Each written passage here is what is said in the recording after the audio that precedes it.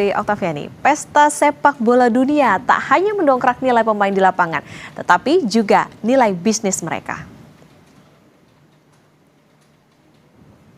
Majalah Forbes memasukkan Erling Haaland ke dalam daftar pemain dengan bayaran tertinggi di Piala Dunia 2026. Total pendapatannya diperkirakan mencapai 80 juta dolar Amerika Serikat atau sekitar 1,4 triliun rupiah. Angka itu terdiri dari 60 juta dolar gaji dan bonus, serta 20 juta dolar dari kontrak iklan dan bisnis komersial.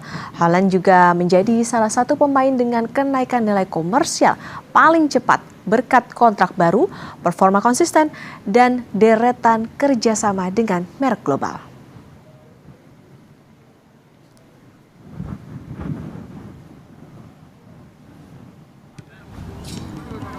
Siapa pesaing terberat Haaland saat ini? Dari sisi pendapatan, Kylian Mbappe masih berada di atas Haaland.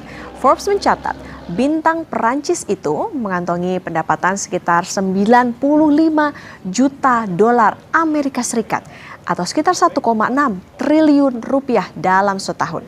Dari sisi kekayaan, Mbappe juga masih unggul. Nilai kekayaannya diperkirakan mencapai 180 juta dolar Amerika Serikat. Sedangkan Haaland berada di kisaran 100 juta dolar.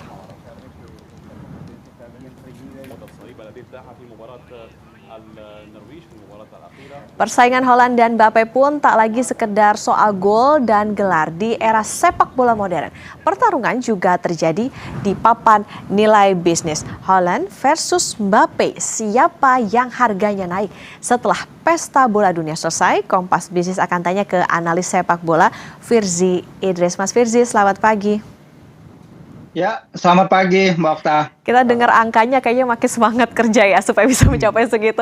Nah tapi begini, berdasarkan data pasar terbaru pasca babak 16 besar, valuasi Erling Haaland kini dan Kylian Mbappe ini kan makin tipis. Dari kacamata bisnis dan Forbes, apa variabel utama yang membuat daya tawar finansialnya Haaland ini tiba-tiba mengusik dominasinya Mbappe tahun ini? Ya, tentu saja kalau kita bicara pemain dengan level seperti Haaland, seperti Mbappe, ini kan ada banyak faktor ya, terutama sekali apa yang mereka bisa berikan secara individual dan bagi tim mereka, bagi negara mereka di turnamen 4 tahunan ini. Kita tahu ini turnamen adalah panggung terbesar bagi negara-negara dan juga bagi para pemain. Sehingga kita bisa lihat beberapa transfer terbesar terjadi setelah bergulirnya turnamen Piala Dunia gitu. Tapi nggak semuanya berjalan sukses. Dulu James Rodriguez juga pindah setelah Piala Dunia 2014. Daniel Amokachi pindah ke Liga Inggris setelah dia bermain impresif bersama Nigeria di USA 94. Begitu juga Oleg Salenko pindah pindah ke Liga Spanyol bersama Valencia juga setelah USA 94. Ini sudah menjadi panggung di mana para pemain bisa meningkatkan value mereka.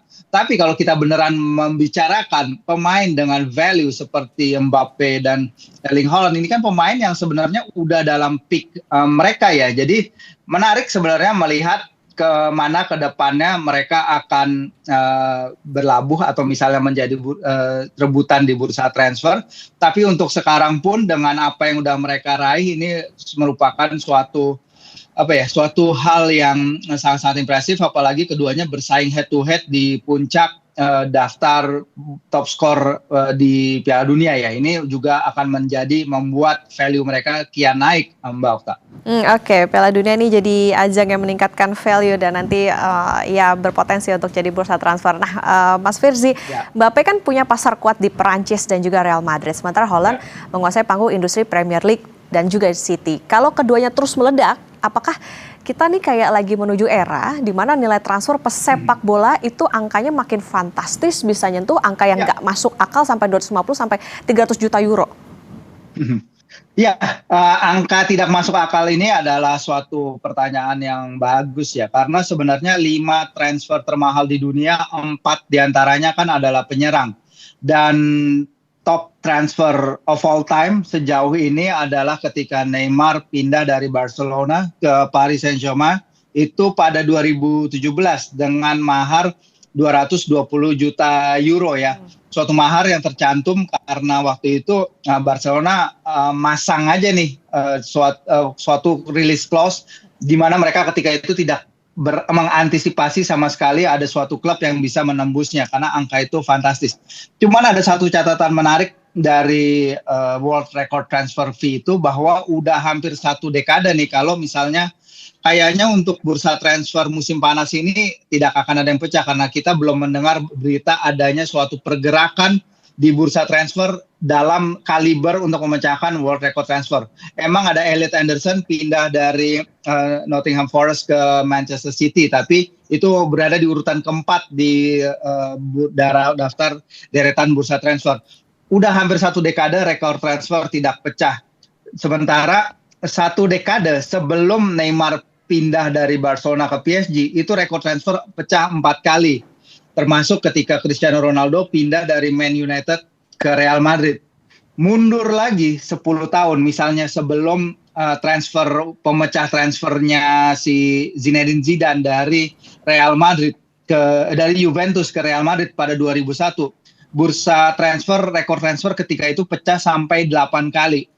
Jadi we are due untuk transfer yang bombastis lah istilahnya, transfer yang meledak dan bisa menggetarkan lagi daftar bursa transfer. Tapi apakah itu masih dalam in the next 5 years, in the next 10 years, itu yang akan kita nantikan. Karena kalau kita bicara Mbappe sekarang udah di probably the best club in the world, klub paling kaya di dunia juga dalam diri Real Madrid. Kalau Manchester City, Haaland bisa dibayar berapapun sama Manchester City. Dia bisa punya gaji, dia bisa punya koneksi, ayahnya punya hubungan kuat dengan Manchester City. Tergantung pelatihnya nanti ya, apakah Enzo Maresca kuat untuk menangani karakter dan profil dari seorang Erling Haaland. Tapi seharusnya Manchester City punya cukup untuk menahan Haaland at least dalam periode jangka pendek. Kalau jangka menengah ke depan, ini adalah sepak bola, kita nggak akan ada yang tahu pergerakan raksasa apalagi yang akan di depannya. Apalagi Barcelona sekarang sudah pindah ke stadion baru mereka, revenue stream mereka juga pasti meningkat jauh. Real Madrid juga sudah bermain di New Santiago Bernabeu mereka untuk beberapa saat terakhir, revenue stream mereka juga pasti sangat meningkat. Jadi akan menarik apa yang bisa kita nantikan terkait pemecahan World Record Transfer berikutnya, Mbak Okta. Oke, kita pantau apakah momen Piala Dunia kali ini akan jadi pemecah rekor bursa transfer itu tadi. Mas Firzi, kalau dari catatan kami saat ini Haaland dan Mbappe sama-sama memimpin bursa Golden Boot dengan koleksi 7 gol. Ya. Kalau menurut Anda, siapa di antara kedua striker ini yang gaya mainnya tuh paling memberikan jaminan investasi jangka panjang untuk sebuah klub besar? Ya, kalau jangka panjang secara usia mereka itu sebenarnya prospeknya masih sangat cerah ya. Mereka masih punya usia yang sangat-sangat muda, dua-duanya di bawah 25 tahun. Mereka masih bisa punya masa depan yang cerah. Mbappe udah 27 tahun. Tapi kalau kita bicara Mbappe, pemain seperti dia mungkin bisa bertahan di level atas untuk at least 3 atau 5 tahun lagi. Sementara kalau buat Haaland itu kan dia berada dalam usia 25 tahun, dia itu akan bisa berada juga at least dalam 5 tahun masih dalam peak performance-nya. Kalau kita bicara soal kontrak pemain, transfer pemain, kan sekarang tim-tim Eropa itu memang dalam laporan keuangan mereka memakai amortisasi ya.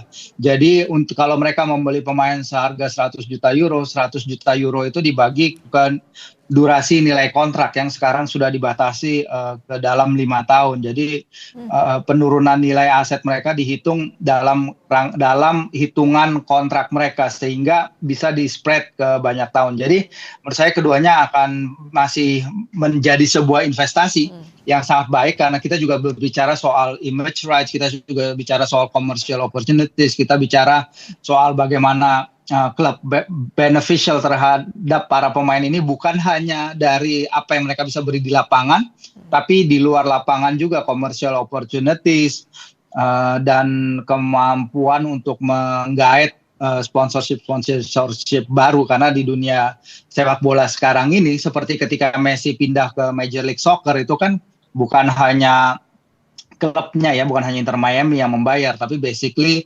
ketika itu Apple juga ikut membayar karena mereka masuk ke dunia streaming untuk menyiarkan MLS, ada Adidas juga masuk, ada company-company lain yang turut menyumbang terhadap bagaimana mereka membayar gaji seorang pemain lebih dari cara-cara tradisional ya, dengan pembagian image rights dan lain-lain ini. Ini yang memang menarik dari dunia sepak bola modern ini, financially speaking, seperti itu, Mbak Okta. Nah, oke, ini sebagai gambaran Mas Firzi, tapi sebetulnya cara kerjanya headhunter di bursa pemain bola itu seperti apa sih? Apakah hanya statistik aja atau ada faktor lainnya?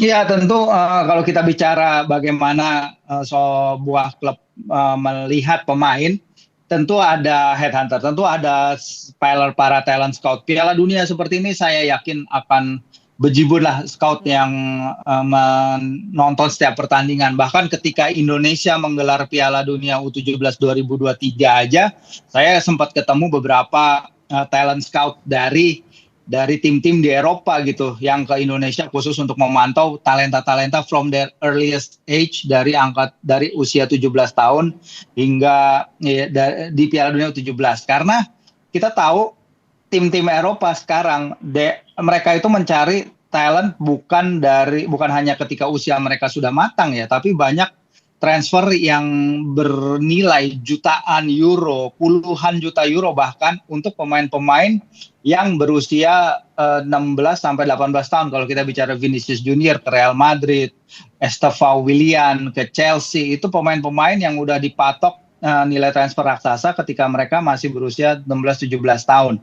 Jadi mereka banking untuk potensial asset mereka, untuk potensial future mereka, dan juga tidak jarang dari mereka menyertakan klausal penjualan ya, yang diharapkan mereka kalaupun menjual pemain itu ketika usia mereka 23 tahun, 22 mungkin, itu nanti mereka mau menyertakan klausal di mana di kemudian hari kalau mereka perlu, mereka bisa membeli pemain itu sendiri. Itu yang terjadi kepada Real Madrid ketika mereka misalnya menjual Nico Paz dan Jacobo Ramon ke Como 1907 yang dimiliki pengusaha Indonesia. Seperti itu, Mbak Okta. Jadi ada banyak variabel yang bisa bermain. Oke, semakin menarik Mas Firzi, tapi kita harus jeda sejenak dan saudara tetap bersama kami di Kompas Bisnis.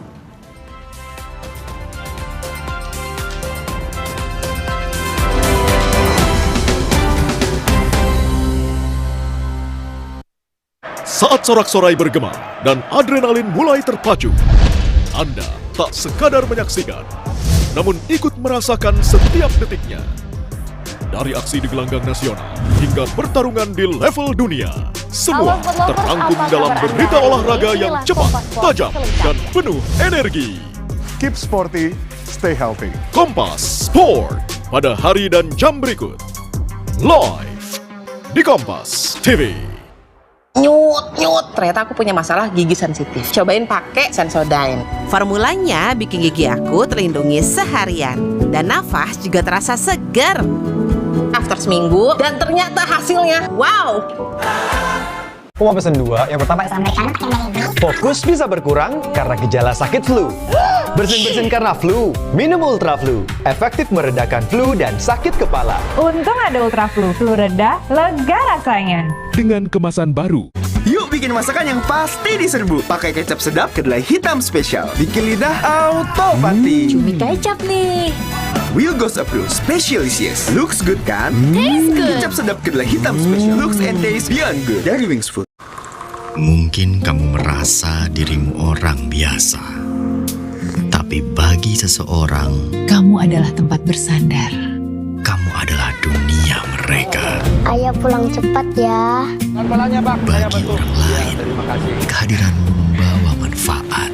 Sudah, nggak usah kembali, simpan aja ya. Terima kasih. Mungkin kamu tidak menyadarinya. Yang paling efektif yang ini. Fokus ya, semangat. Tapi banyak hidup yang menjadi lebih baik karena kamu ada. Karena itu, jangan tunggu sampai tubuhmu menyerah. Ayo ikuti cek kesehatan gratis. Karena kesehatanmu bukan hanya untukmu, tapi juga untuk mereka yang ingin kamu tetap ada. Datang, periksa, dan pastikan kesehatanmu mulai hari ini. Kami mencari tahu, mendengarkan lebih utuh dan mendalam. Kami mempertanyakan rasa keadilan. Klarifikasi. Rasanya kita saling melengkapi, bisa menyuarakan apa yang menjadi rosonya publik. Kami, Rosi. Ruang OPD. Sumber informasi.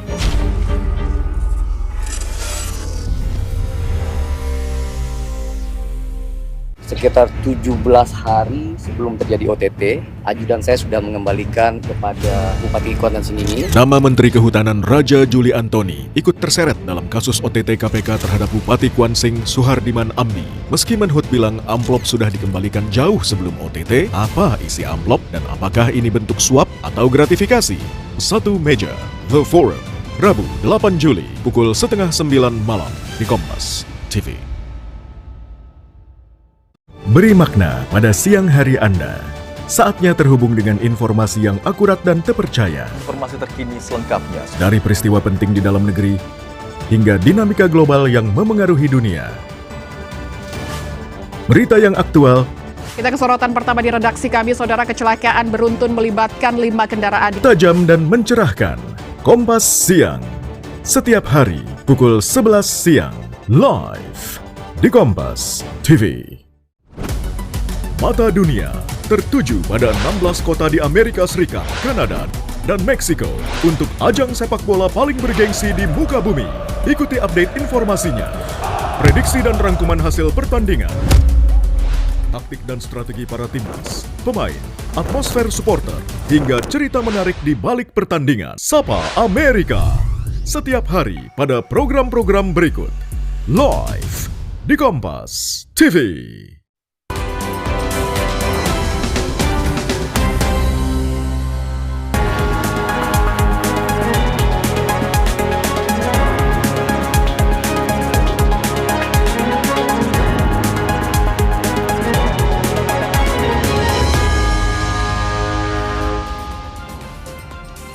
Kembali di Kompas Bisnis Saudara, dan kita akan melanjutkan perbincangan bersama dengan analis sepak bola Firzi Idris. Mas Firzi, kita lanjutkan kembali. Kalau Haaland di City didukung sistem taktisnya Pep Guardiola, sedangkan Mbappe di Madrid dikelilingi proyek Galacticos baru. Nah, kalau ngelihat stabilitas finansialnya klub, siapa di antara keduanya yang posisinya paling aman dari jeratan regulasi finansial?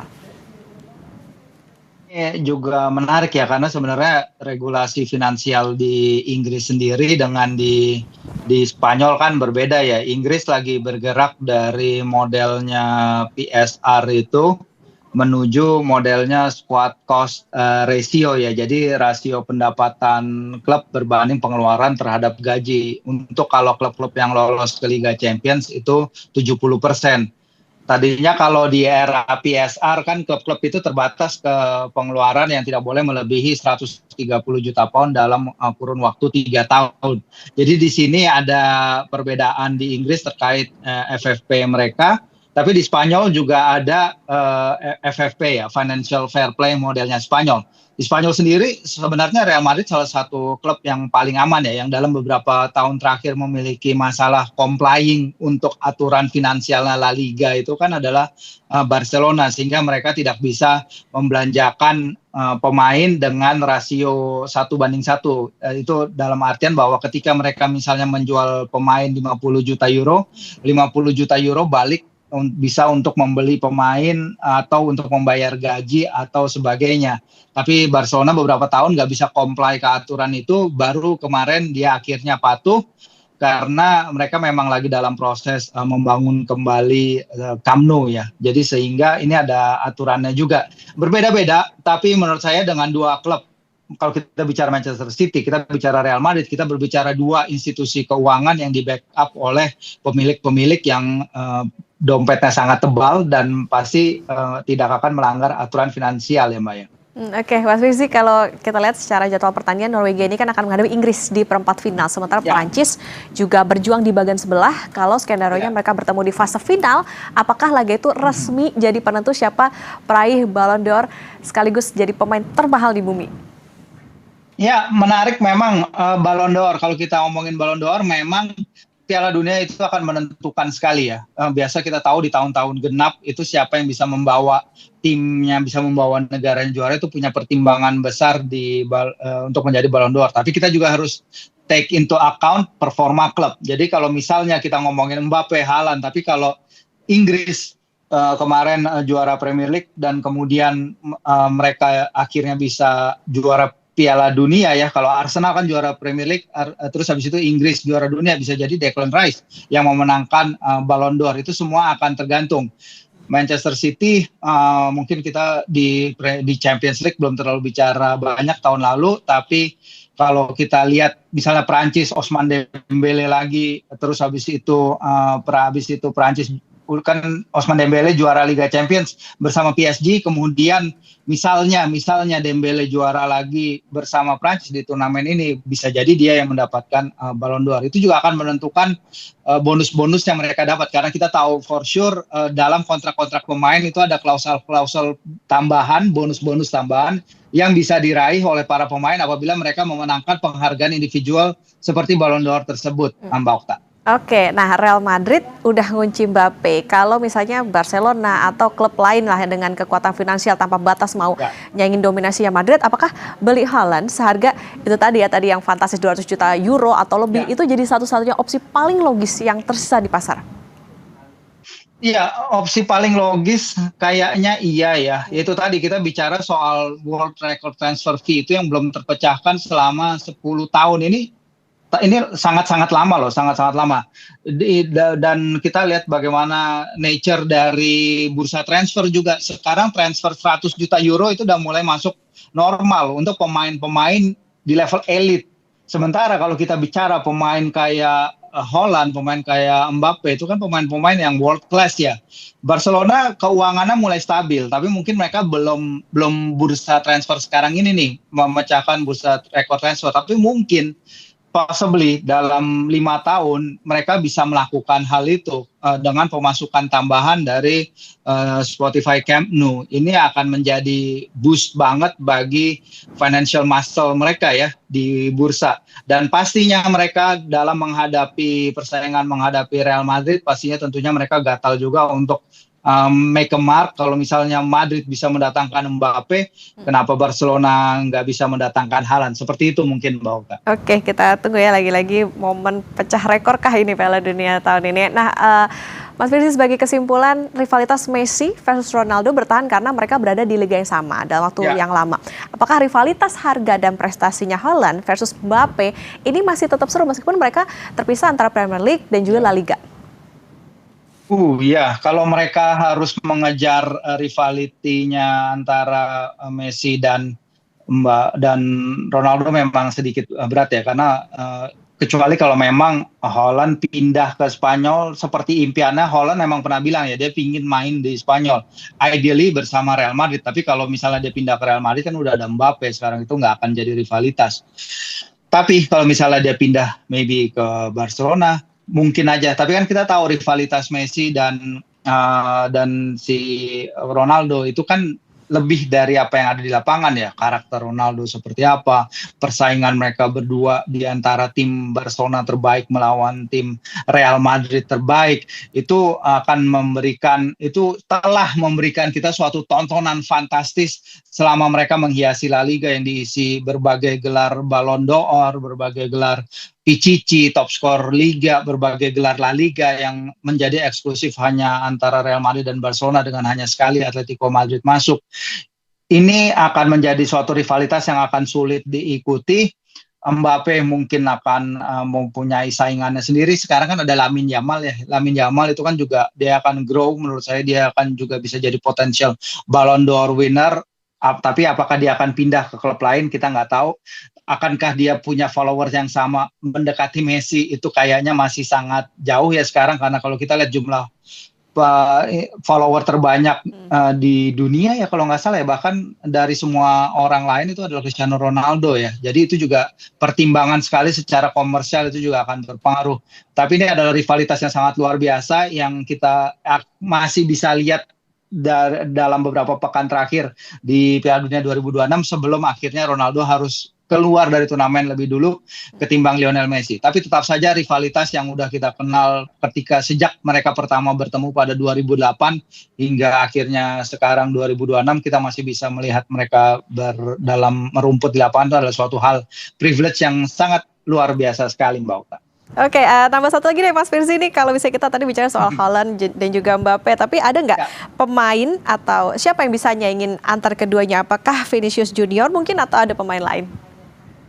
Iya, mungkin itu ya tadi ya kita udah bahas Lamine Yamal ya, karena secara trajektori karir dan apa yang potentially dia bisa raih itu sejauh ini memang adalah Lamine Yamal.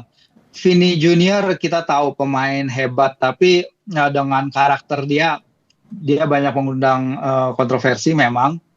Tapi dia sendiri merupakan pemain yang sangat bagus, betul. Dan kita akan lihat apakah persaingan berikutnya itu akan bisa mendekati setengahnya pun persaingan Messi Ronaldo. Karena ini adalah beda era. Kita melihat dua pemain, mungkin bukan dua pemain terbaik generasi ini, mungkin dua pemain dalam dua generasi sebelumnya ya. Kalau kita lihat ini kan yang kita patut tunggu memang siapakah yang bisa mengikuti jejak mereka berdua. Haaland ini pemain yang sangat hebat, dia sudah membuktikan diri berkali-kali di Premier League, di daftar top skor Premier League. Memang dia masih unbeatable untuk sekarang, permainan yang luar biasa, tapi apakah dia akan betah selamanya di Man City, saya rasa tidak juga ya, karena dia berada dalam usia yang dimana dia mungkin ingin mengejar klub yang secara konsisten menembus final Liga Champions, dan itu adalah salah satu inisiatif semua pemain sebenarnya. Sehingga akan menarik kalau misalnya dia bisa bermain satu liga dengan Mbappe dan bisa head to head langsung dalam daftar top skor di kompetisi. Oke, bisa jadi momen pembuktian. Terima kasih analis sepak bola Mas Firzi Idris sudah bersama di Kompas Bisnis. Tentu kita harapkan akan muncul pemain bintang lainnya yang bisa menyaingi dari segi permainan ataupun juga harga di pasaran. Terima kasih Mas Firzi, sehat selalu. Ya, sama-sama, thank you. Saudara, seorang perempuan penumpang ojek online terjungkal akibat terjerat kabel yang menjuntai di Kebayoran Baru, Jakarta.